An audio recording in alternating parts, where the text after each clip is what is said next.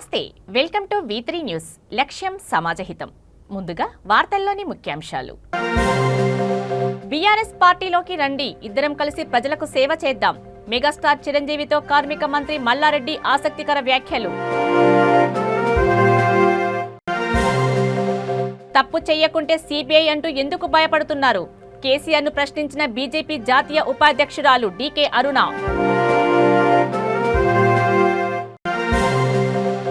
గర్భిణీ కోసం ట్రైన్ ఆపి మానవత్వాన్ని నిరూపించుకున్న అధికారులు బెంగళూరు మహిళకు పెద్దపల్లి 108లో ప్రసవం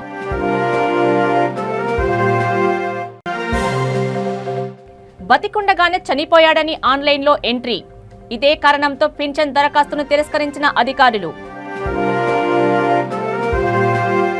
డీటెయిల్స్ చూస్తే తాను ఏ తప్పు చేయకుంటే మోసం చేయకుంటే సిబిఐ అంటే ఎందుకు భయపడుతున్నారని బీజేపీ జాతీయ ఉపాధ్యక్షురాలు డీకే అరుణ ముఖ్యమంత్రి కేసీఆర్ ను ప్రశ్నించారు ప్రభుత్వం జీవో నెంబర్ 51 విడుదల చేయడంపై ఆమె స్పందించారు తమ అనుమతి లేకుండా సిబిఐ రావద్దని జీవో ఎందుకు విడుదల చేశారని ప్రశ్నించారు జీవో విడుదల చేసి 2 నెలలు అవుతున్నా ఇప్పటి వరకు ఎందుకు దాచిపెట్టారని అన్నారు రాష్ట్రాన్ని దోచుకోకపోతే ధరణి పేరుతో భూములను కబ్జా చేయకపోతే సిబిఐ అంటే భయం ఎందుకు అని ప్రశ్నించారు జీవో 51 విడుదల చేసి ఈడీ సిబిఐ తనను ఏమీ చేయలేవని ధైర్యంగా ఉన్నారా మీరు ఎక్కడ ఉన్నా ఏ కలుగులో ఉన్నా బయటకు తీసుకువస్తామని హెచ్చరించారు కేసీఆర్ కుటుంబ సభ్యులు ఈడీ మోడీ అని రకరకాలుగా వ్యాఖ్యలు చేస్తున్నటువంటి ఈ టీఆర్ఎస్ కుటుంబం కల్వకుంట్ల కుటుంబం మరి ఏ భయము లేకుంటే మీరు ఏ మోసము చేయకుంటే ఏ అవినీతి చేయకుంటే మరి సిబిఐ రాష్ట్రంలో జోక్యం చేసుకోవద్దు అని ఆగస్టు 30వ తేదీన మీరు జీవో 51ని ఎందుకు విడుదల చేసినట్టు దాన్ని ఎందుకు అంత రహస్యంగా ఇన్నాళ్ళు ఉంచినట్టు మీరు రాష్ట్రాన్ని దోచుకోకుంటే రాష్ట్ర ప్రజల సొమ్మును దోచుకోకుంటే రాష్ట్రంలో ఉన్నటువంటి ధరణి పేరు మీద భూములను కబ్జాలు చేయకుంటే మీ మీద ఏ విచారణ జరగొద్దని ముందు జాగ్రత్త పడడానికేనా ఈ జీవో తీసుకొచ్చింది మీరు జీవో 51 ఎందుకు తీసుకొచ్చినట్టు సిబిఐ ఇక్కడ జోక్యం చేసుకోవద్దు రాష్ట్రంలో జోక్యం చేసుకోవద్దు మా అనుమతి లేనిది అనేటటువంటి జీవోని మీరు ఎందుకు తెచ్చినట్టు మీరు అంత నీతివంతులైతే అంత శుద్ధపూసలైతే మీరు ఎందుకు ఈ జీవో తెచ్చిండ్రో ఈరోజు జవాబు చెప్పాల్సినటువంటి అవసరం ఉంది చెండూరు సభలో కేసీఆర్ గారు మీరు జవాబు చెప్పాలి ఫామ్ హౌస్ నాటకం గురించి జవాబు చెప్పాలి ఫామ్ హౌస్లో ఆడిన మీ డ్రామా జవాబు చెప్పాలి అదేవిధంగా ఈ జీవో 51 ఎందుకు తీసుకొచ్చిందో జవాబు చెప్పాలి ప్రజల్ని పదే మోసం చేసుకుంటూ కేవలం సెంటిమెంట్ల మీద తెలంగాణ ప్రజల యొక్క ఆత్మగౌరవం మీద దెబ్బ కొడుతూ తెలంగాణ ప్రజలకు ఘోర అన్యాయం చేసినటువంటి నీకు నీ కుటుంబానికి ఈ రాష్ట్రంలో ఉండేటటువంటి అర్హతనే మీకు లేదు అవినీతి పరులు మీరు రాష్ట్రాన్ని దోచుకున్నారు తెలంగాణ ప్రజల సొమ్మును దోచుకున్నారు తెలంగాణ ప్రజల ఆత్మ గౌరవాన్ని దోచుకున్నారు అన్ని రకాల తెలంగాణ ప్రజల దోపిడీకి గురి చేసిండ్రు మీకు ఏమాత్రం సిగ్గు శరం ఉన్నా కూడా అసలు ఆ జీవో ఎందుకు తెచ్చిరో చెప్పండి మీరు నీతివంతులైతే ఆ దొంగ జీవోని తీసుకొచ్చి దొంగతనంగా లోపల తెలియకుండా ఎందుకు పెట్టిండ్రు బయటికి రాకుండా జీవోని ఎందుకు దాచిపెట్టిండ్రు మీ మీద విచారణలు ఎదుర్కొనే ధైర్యం ఉంటే మరి ఎందుకు ఆ జీవోని తీసుకొచ్చినట్టు సిబిఐ రాష్ట్రంలో జోక్యం చేసుకోవద్దని ఆగస్టు 30 తేదీన అంటే ఇప్పుడు సెప్టెంబర్ అయిపోయింది అక్టోబర్ కూడా అయిపోయి ఇంకొచ్చింది 2 నెలలు అయిపోయింది ఆల్మోస్ట్ 2 నెలలు పూర్తిగా వస్తున్నటువంటి ఈ రోజుకు 2 నెలలు అయింది మీరు ఆ జీవోని విడుదల చేసి దాచిపెట్టుకున్నారు లోపల దాచిపెట్టుకొని ఎప్పుడు వచ్చి ఏమవుతుందని మమ్మల్ని ఎవరేం చేయలేరు ఈడీ రాని బోడీ రాని మోడీ రాని ఎవరేం చేస్తున్నటువంటి ధీమాతోన మీరు ఉన్నారంటే ఈ జీవో తీసినందుకేనా మీరు ఏ బొక్కలో దాచుకున్నా తెలంగాణ ప్రజల సొమ్ముని ఏ విధంగా దోచుకున్నారో ఏ బొక్కలో ఏ గుట్టలో ఏడ దాచుకున్నా మిమ్మల్ని బయటికి తీసుకొస్తాం కేసీఆర్ మీ అవినీతిని అంతం చేయందే ముఖ్యమంత్రి కేసీఆర్ కొత్తగా ప్రకటించిన బీఆర్ఎస్ పార్టీలోకి రావాలని మెగాస్టార్ చిరంజీవిని కార్మిక మంత్రి మల్లారెడ్డి ఆహ్వానిస్తూ ఆసక్తికర వ్యాఖ్యలు చేశారు మల్లారెడ్డి యూనివర్సిటీ ఇస్కాన్ సంస్థలు సంయుక్తంగా నిర్వహించిన కిల్ క్యాన్సర్ అవగాహన కార్యక్రమానికి సినీ నటుడు చిరంజీవి ముఖ్య అతిథిగా హాజరయ్యారు కార్యక్రమంలో మంత్రి చేసిన వ్యాఖ్యలు ప్రస్తుతం చర్చనీయాంశమైనవి. బీఆర్ఎస్ పార్టీలోకి వస్తే ఇద్దరం కలిసి ప్రజలకు సేవ చేద్దామని మంత్రి చిరంజీవిని ఉద్దేశిస్తూ అన్నారు.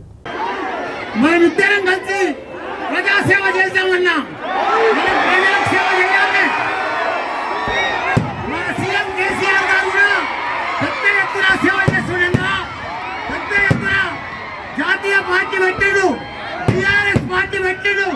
మీరు కూడా దానికి సహకరించాలన్నా పెద్ద ఎత్తున మనమందరం కూడా పెద్ద ఎత్తున మన రాష్ట్రాన్ని మన దేశాన్ని బాగుపడుతున్న బాధ్యత మీరు ఉంది కాబట్టి మీరందరూ కూడా సహకరించాలని కోరుతున్నా.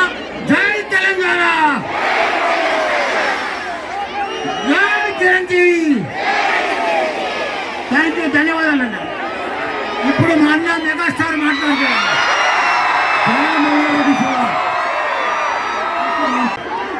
మనమిద్దరం కలిసి ప్రజాసేవ చేద్దామన్నా, ప్రజలకు సేవ చేయాలి. మన సీఎం కేసీఆర్ గారు కూడా పెద్ద ఎత్తున సేవ చేస్తుండగా పెద్ద ఎత్తున జాతీయ పార్టీ పెట్టాడు, టీఆర్ఎస్ పార్టీ పెట్టాడు. మీరు కూడా దానికి సహకరించాలన్నా పెద్ద ఎత్తున మనమందరం కూడా పెద్ద ఎత్తున మన రాష్ట్రాన్ని మన దేశాన్ని బాగుపడుతున్న బాధ్యత మీరు ఉంది కాబట్టి మీరందరూ కూడా సహకరించాలని కోరుతున్నా. జై తెలంగాణ, జై చిరంజీవి. Thank you, ధన్యవాదాలన్నా. ఇప్పుడు మా అన్న మెగాస్టార్ మాట్లాడుతున్నారు. రైలులో ప్రయాణిస్తున్న నిండు గర్భిణికి పురిటి నొప్పులు ఎక్కువ కావడంతో స్పందించిన రైల్వే అధికారులు ట్రైన్ను నిలిపి పురుడు పోశారు. రైల్వే అధికారుల మానవత్వాన్ని తెలుసుకున్న పలువురు అభినందిస్తున్నారు. వివరాల్లోకి వెళ్తే బెంగళూరు నుండి బెనారస్కు యశ్వంత్పూర్ దానాపూర్ స్పెషల్ ట్రైన్లో గర్భిణి అనితాదేవి ఆమె సోదరుడు వినయ్ కుమార్ పిల్లలతో ప్రయాణిస్తున్నారు. మార్గం మధ్యలో ఆమెకి పురిటి నొప్పులు ఎక్కువ కావడంతో వెంటనే కొందరు ప్రయాణికులు రైల్వే అధికారులకు సమాచారం అందించారు.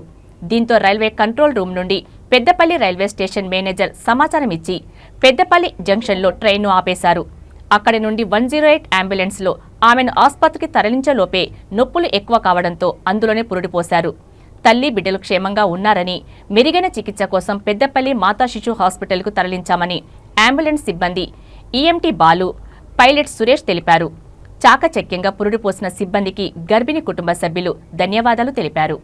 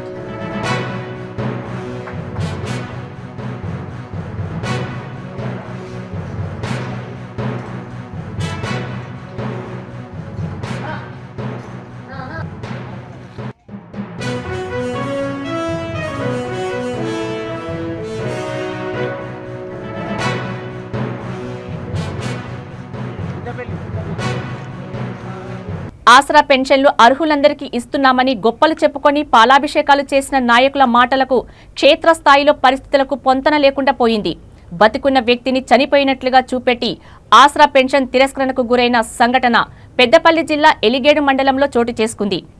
ముప్పరితోట గ్రామానికి చెందిన పూరెళ్ల రాజయ్య మీ సేవ ద్వారా గీతా కార్మికుడికి పెన్షన్ కోసం దరఖాస్తు చేసుకోగా డిఆర్డీఏలో రిజెక్ట్ చేశారు. ఆసరా పెన్షన్ కోసం అన్ని అర్హతలు ఉన్నా పెన్షన్ రాకపోవడంతో ఎంపీడీఓ కార్యాలయంలో సంప్రదించాడు. దీంతో వారు మళ్లీ దరఖాస్తు చేసుకుని ఆన్లైన్ చేసి డిఆర్డీఏ కార్యాలయానికి అప్రూవల్ కోసం పంపారు. అయినా పెన్షన్ రాకపోవడంతో ఎంపీడీఓ కార్యాలయంలో సంప్రదించాడు. అయితే నువ్వు మరణించినట్లు ఆన్లైన్లో చూపెడుతుందని అధికారులు చెప్పడంతో ఒక్కసారిగా రాజయ్య కంగుతిన్నాడు. దాంతో ఏమీ పాలుపోక లబోదిబమంటున్నాడు. అధికారులు తమకు న్యాయం చేయాలని కోరుతున్నాడు.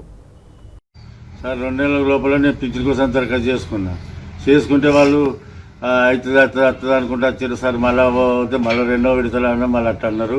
తర్వాత మళ్ళీ పోయి మళ్ళీ అప్లై చేసుకోవాలంటే మళ్ళీ చేసుకున్నా సార్. పోతే అక్కడికైతే మా ఎమ్మెల్యే వచ్చి కార్డు పంచిపెట్టిన అది ఏదంటే నీది రాలేదు అని అన్నారు. అన్న వాళ్ళు మళ్ళీ ఎంపీటీ ఆఫీస్కి పోయినా సార్. చూసి నాకు పింఛన్ రాలేదని అడిగితే వాళ్ళు కంప్యూటర్ కొట్టి చూసి నువ్వు చచ్చిపోయిన కింద వచ్చింది, నువ్వు చచ్చిపోయినట్టుగా చెప్పారు. చెప్పిన వాళ్ళు మరి దానికి ఏం పరిష్కారం లేదు ఏం అనలేకపోయినా సారు. పోతే నాకు పింఛన్ రాలేదు ఏం రాలేదు మరి కథ ఏంటి.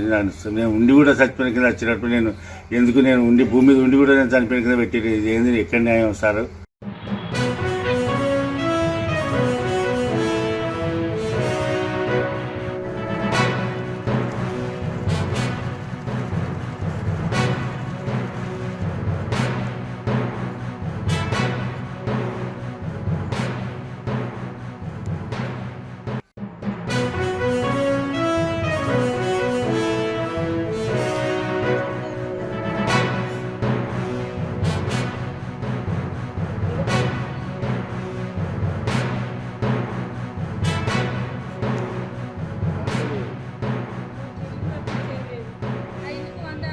విశాఖ గాజువాక ఉడా కాలనీలో రోడ్డు పక్కన మృతదేహం లభ్యమైంది.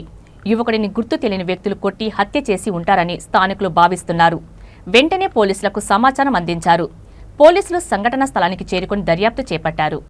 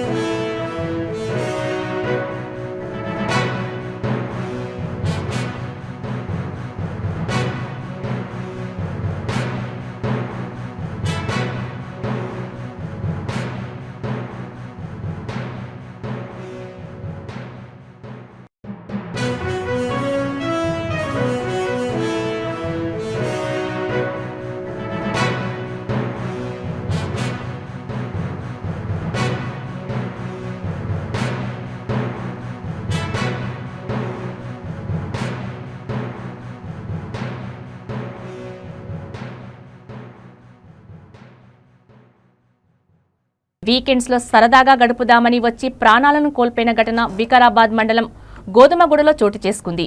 సికింద్రాబాద్ కు చెందిన సాయి కుమార్ అనే 35 ఏళ్ల వ్యక్తి ఫ్రెండ్స్ తో గోధుమగూడ అడ్వెంచర్ క్లబ్ కి వచ్చాడు. ఇక్కడ ఆడించే ఆటలు ప్రాణాలు తీస్తానని బహుశా అతనికి తెలియదేమో. ఆటలో భాగంగా బావిలో ప్రాణాలు కోల్పోయాడు. ఇంత జరుగుతున్నా సంబంధిత అధికారులు అటువైపు కన్నెత్తి చూడడం లేదని, వారి నిర్లక్ష్యమే నిండు ప్రాణాన్ని తీసుకుందని, ఇలాంటి రిసార్ట్స్పై చర్యలు తీసుకోవాలని మృతుడి బంధువులు డిమాండ్ చేస్తున్నారు.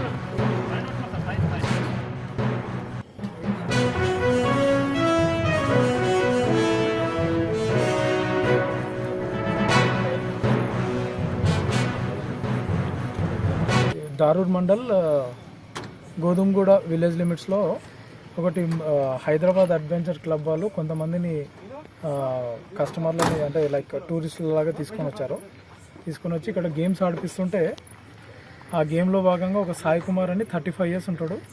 ఇతను ఏఎస్ రావు నగర్ సికింద్రాబాద్కి చెందిన అతను కూడా ఆ గేమ్లో పార్టిసిపేట్ చేస్తూ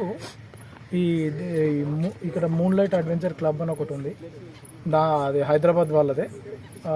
ఆ గేమ్లో భాగంగా ఈ పక్కన ఒకటి బావి ఉంటే ఆ బావి దగ్గర ఏదో ఉందని చెప్పేసి అదే గేమ్లో భాగంగా అక్కడికి వెళ్తే ఈ సాయి కుమార్ అనే అతను ఆ నీళ్ళలో పడి చనిపోయాడు. ప్రస్తుతానికి అది ఏ విధంగా అయింది, ఎట్లా అయింది అనేది మాకు ఇంకా తెలీదు. ప్రస్తుతానికి ఉన్న వివరాలు ఇవి. ఇతనైతే నీళ్ళలో పడ్డ అతన్ని ఇప్పుడే ఫైర్ డిపార్ట్మెంట్ వాళ్ళు వాళ్ళ ఎక్విప్మెంట్తో ట్రేస్అవుట్ అయితే చేశారు. ఏమైనా ఛాన్స్ ఉంటుందేమో అని చెప్పేసి అతన్ని అయితే వికారాబాద్ గవర్నమెంట్ హాస్పిటల్కి పంపించాము. దీన్ని ప్రస్తుతానికైతే మాకు ఇక్కడ పూర్తిగా ఏమేమి జరిగిందనేది తెలియదు. మేము ఇన్వెస్టిగేషన్ చేస్తాం. ఇన్వెస్టిగేషన్లో ఏ విధంగా తెలిస్తే ఆ విధంగా సార్ అనుమతులు ఏమన్నా ఉన్నాయి వీటికి? ఇంకా తెలియలేదండి, చూస్తాం. సార్ గేమ్స్ ఏడాడిరు వీళ్ళు? బయలు ఆడినా లేకపోతే ఇక్కడ ఆడినా? ఇక్కడ ఆడుతూ అక్కడికి వెళ్ళారు. అక్కడికి వెళ్ళిన అంటే అక్కడ వీళ్ళకి ఏం అది వీళ్ళది కదా ఇప్పుడు బాయ్? అది తెలీదండి, మాకు ఇప్పుడే వచ్చినాం కదా, మేము తెలుసుకొని చెప్తాం. సార్ ఇది పర్యవేక్షణ లోపం అనుకోవచ్చా? బయలు పడ్డారు కదా, పర్యవేక్షణ లోపం అనుకోవచ్చా? ఎవరి పర్యవేక్షణలో? ఇక్కడ పడ్డారు కదా సార్, అడ్వెంచర్ లో బావిలో అడ్వెంచర్ పెట్టారు కదా, మీకు ఎలాంటి ఇన్ఫర్మేషన్ లేదా? మాకు తనిఖీలో భాగంగా ఎప్పుడైనా తనిఖీ చేసినా సార్? మేము తనిఖీ చేసినాము. తనిఖీ చేసినప్పుడు మా తరఫు నుంచి మేము ఎప్పుడు రెగ్యులర్గా పెట్రోలింగ్ చేస్తూనే ఉన్నాము. ఇందులో ఎవరిదన్నా మిస్టేక్ ఉంటే ఖచ్చితంగా లీగల్గా యాక్షన్ తీసుకుంటాం. యూనివర్సిటీ వీసీ లాడ్జ్ బస్తీలో దోతి అంజయ్ అనే వ్యక్తి పాము కాటుతో మృతి చెందాడు. 4 నెలల నుండి ఉస్మానియా యూనివర్సిటీ అధికారులు 9 బస్తీలకు కరెంటు తొలగించడం వల్లే అంజయ్య పాము కాటు గురై మృతి చెందాడని స్థానికులు ఆగ్రహం వ్యక్తం చేస్తున్నారు. అధికారుల వైఖరి పట్ల కుల, ప్రజా, విద్యార్థి సంఘాలు, వివిధ పార్టీలు 9 బస్తీ వాసులు నిరసన వ్యక్తం చేస్తున్నారు. ఇది ముమ్మాటికి ప్రభుత్వ హత్యగా భావించి అంజయ్య కుటుంబానికి ₹1 కోటి నష్టపరిహారం, కుటుంబంలో ఒకరికి ప్రభుత్వ ఉద్యోగం ఇవ్వాలని వారు డిమాండ్ చేశారు. అంజయ్య కుటుంబానికి న్యాయం చేయాలి. దోతి అంజయ్య కుటుంబానికి న్యాయం చేయాలి.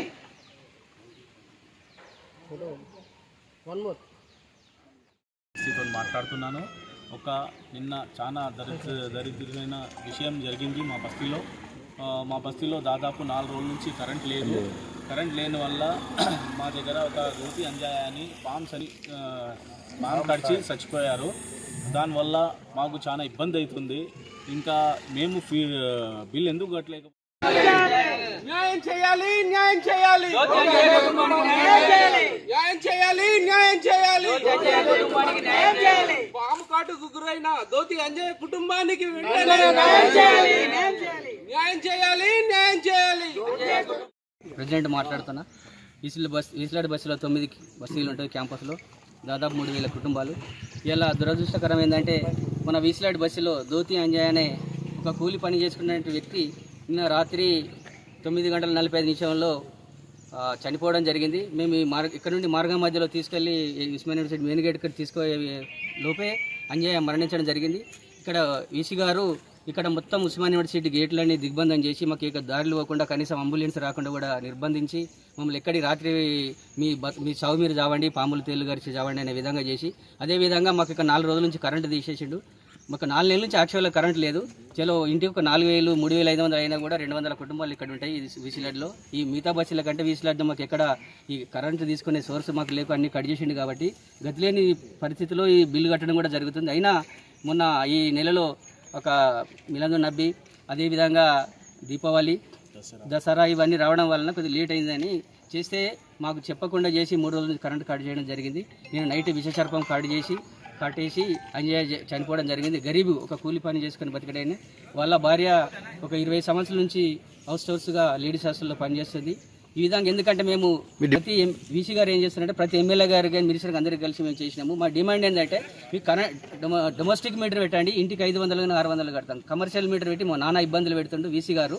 మేము మా మీద ఇట్లా కక్ష సాధింపేందుకు మేము తెలంగాణ ఉద్యమంలో ఫ్రీడమ్ ఫైటర్గా పనిచేసి ఇట్లా ఉద్యమానికి వెన్నుదండగా నిలిచినట్టు వ్యక్తులకు మా మీద కక్ష కట్టి తెలంగాణ వస్తే మేము మా బతుకులు బాగుపడతాయి, మాకు ఇంకా మంచి జరుగుతుంది అనే సిద్ధాంతం పనిచేస్తే ఇవాళ మాకు ఇట్లా దుర్భర పరిస్థితులు గడుపుకుంటూ మేము కరెంటు లేక నానా అవస్థలు పడుతున్నాం. దీని మీద వీసీ గారు దయచేసి మా మీద చేసి ప్రభుత్వం వీసీ గారికి చెప్పి ఈసీ గారితో అది చేసి మాకు కరెంటు ఇప్పించి మేము కట్టమనడం లేదు, అది డొమెస్టిక్ మీటర్ పెట్టేసి ఇంటికి మీటర్ పెట్టండి, మేము ఎంత బిల్ అయినా కట్టడానికి రెడీ ఉన్నాము. దీన్ని మా మీద దయదలిచి చేయరని ఈ గవర్నమెంట్ కానీ వీసీ కానీ దండం పెట్టుకుంటున్నాం. మాకు మా అంత దయదలిచి చేయండి ప్లీజ్. సంపాదిస్తారు, దానికన్నా ఎక్కువ సంపాదించారు వీళ్ళు. కానీ దానివల్ల వీళ్ళ దగ్గర డబ్బులు వెళ్ళలేకపోయినారు. దాని గురించి వీళ్ళు ఏం చేశారంటే యూనివర్సిటీ అధికారులు ఏమో కరెంట్ పీకేశారు.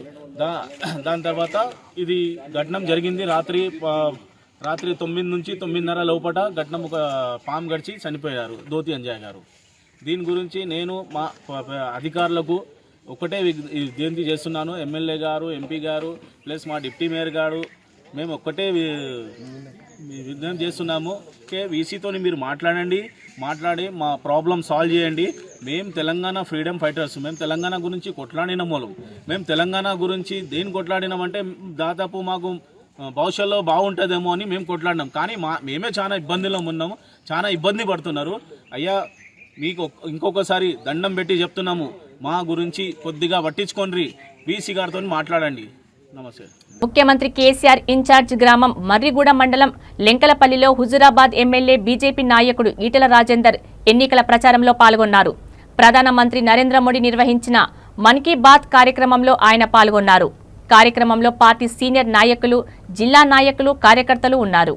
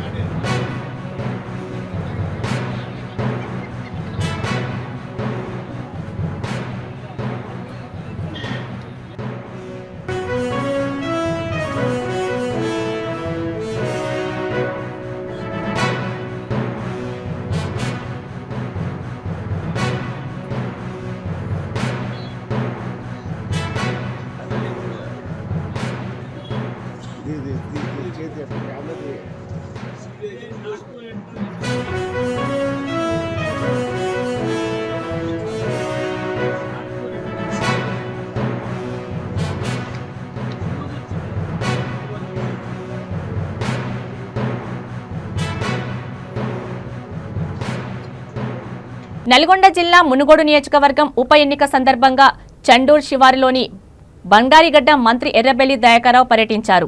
సీఎం కేసీఆర్ భారీ బహిరంగ సభ జరగనున్న నేపథ్యంలో సభ ఏర్పాట్లను ఆయన పరిశీలించి అధికారులకు తగిన ఆదేశాలు, సూచనలు చేశారు.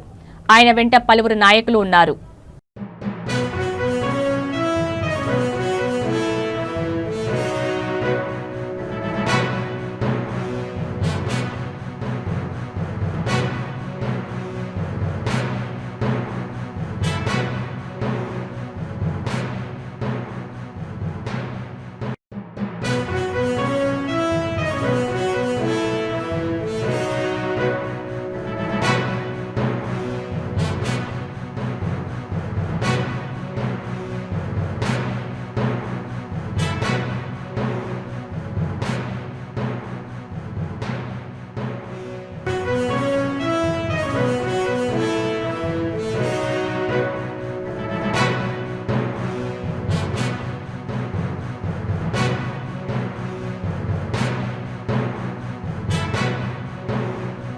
ఏపీ ముఖ్యమంత్రి జగన్మోహన్ రెడ్డి శంకుస్థాపన చేయనున్న ఇథనాల్ పరిశ్రమకు తమ పార్టీ వ్యతిరేకమని తూర్పు గోదావరి జిల్లా జగ్గంపేట నియోజకవర్గ కాంగ్రెస్ ఇన్ఛార్జ్ శివగణేష్ అన్నారు.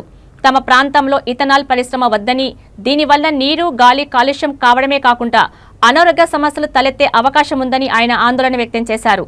ప్రజాభిప్రాయ సేకరణ, ప్రజలకు అవగాహన కల్పించకుండా శంకుస్థాపనకు సిద్ధమై ప్రభుత్వం మొండిగా వ్యవహరిస్తే తమ పార్టీ పక్షాన న్యాయ పోరాటం చేస్తామని ఆయన హెచ్చరించారు.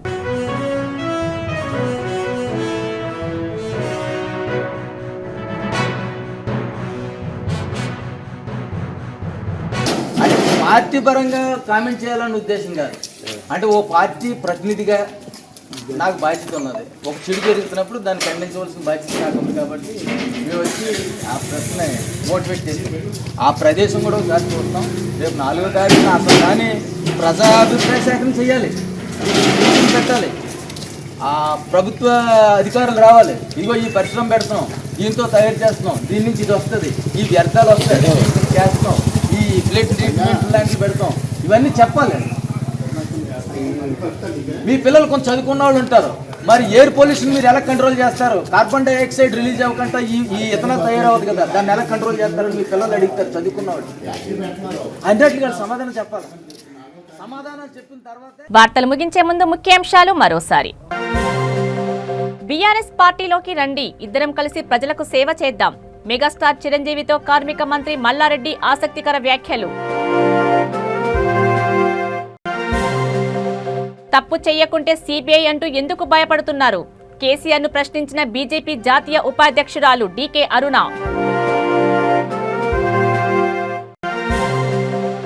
గర్భిణీ కోసం ట్రైన్ ఆపి మానవత్వాన్ని నిరూపించుకున్న అధికారులు. బెంగళూరు మహిళకు పెద్దపల్లి 108లో ప్రసవం.